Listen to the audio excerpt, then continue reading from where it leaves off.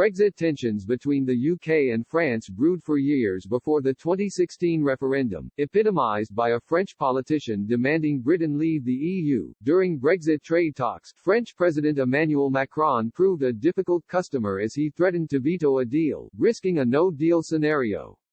A deal was reached, but not without tense clashes over fishing, trade and borders. On New Year's Day, Mr. Macron claimed that Brexit was built on lies and false promises as the UK's full departure from the bloc's laws and institutions was confirmed. Meanwhile, France's Europe Minister Clement Beaune said that he hoped the UK would return to the EU one day. He continued in an interview with Politico, "I don't forget that there are veterans and youths who were hoping for a future within the EU and hope to rebuild it another way or return one day. I hope the UK will return to the EU one day, to be honest, but this view may not have been shared by others in Paris, as comments made by a French politician in 2014 indicate some in France have long been hoping for the UK to leave the EU.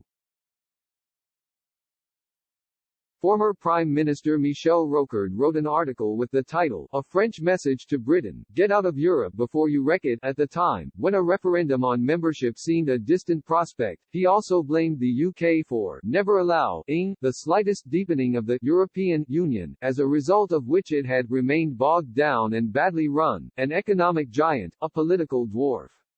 He made his comments on the 70th anniversary of the D-Day landings in Normandy. Quoting Winston Churchill on a United States of Europe, he also hit out at the UK's approach to UK politics. Mr. Rocard added, "Now you pretend to want to exit, the majority of your people are in no doubt about it. But you have a banking interest in remaining to capitalize on the disorder that you have helped to create." Mr. Macron tried to ease tensions following the UK's trade deal agreement in December, describing the country as a friend and an ally to France. The French president also boasted of European unity amid the coronavirus pandemic and subsequent economic turmoil.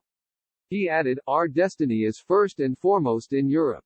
We were able to convince Germany, and then the other members of the EU, to devise a single, massive recovery plan and to decide on a common, solidarity-based common debt program to better prepare for our future, engaging in a digital and green transition and creating as many jobs as possible."